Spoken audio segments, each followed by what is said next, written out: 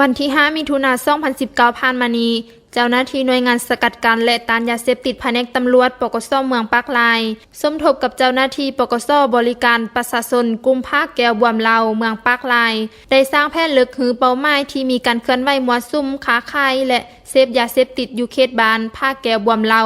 พอฮอดเวลาประมาณ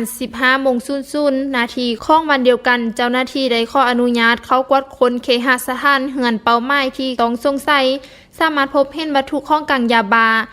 565 เม็ดสุกเสื่องใบตนตัวของนางบุตรซี่บุญเฮืองอายุ47 ปี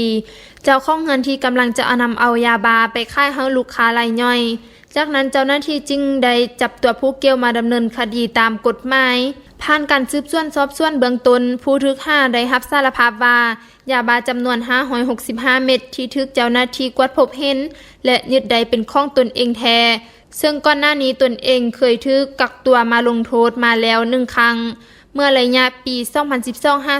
2012-2013 ในข้อ5ผัวพันยาเสพติด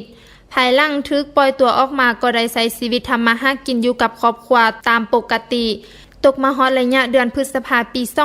2019 นางบุตรซี่บุญเฮืองก็ได้กลับมาเคลื่อนไหวผัวพันมั่วซุ่มซื้อขายและเสพยาเสพติดตื่มอีกโดยผู้เกี่ยวได้ซักส่วนลูกชายชื่อเทาตังซี่บุญเฮืองอายุ24 ปีเป็นผู้ขับรถจากพาไปซื้อยาบ้านำคนบ่ฮู้ชื่ออยู่เขตบ้านนาม้อยเมืองสนาคามแขวงเวียงจันทน์จำนวน10 เม็ดในราคา300 บาทสกุลเงินไทย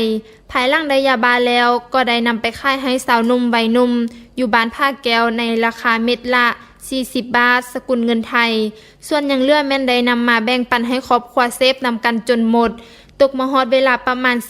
10:30 นาทีของวันที่ 3 มิถุนายน 2019 นางบุตรซี่บุญเฮืองพร้อมกับท้าวตังผู้เป็นลูกชายก็ได้พากันขับขี่รถจักรไปซื้อยาบ้าอยู่เขตเมืองสนาคามแขวงเวียงจันทน์ได้ยาบ้า3 ธงหรือเท่ากับ 6,000 เม็ดในราคา 6,000 บาทสกุลเงินไทยภายหลังได้ยาบ้ามาแล้วก็ได้นำไปขายให้สาวหนุ่มวัยหนุ่มอยู่เขตบ้านภาคแก้วจำนวน10 เม็ดในราคา400 บาทสกุลเงินไทยและแบ่งให้สมาชิกภายในครอบครัวเซฟจำนวน25 เม็ดส่วนยังเหลือ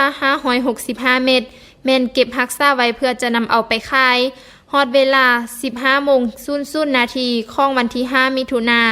นางบุตรซี่บุญเฮืองกำลังจะนำเอายาบ้าที่ยังเหลือไปส่งให้ลูกค้าในที่สุดก็ไปบ่รอดทึกเจ้าหน้าที่กวดค้นพบเห็นวัตถุของกลางยาบ้าพร้อมหังกักตัวมาดำเนินคดีตามระเบียบกฎหมาย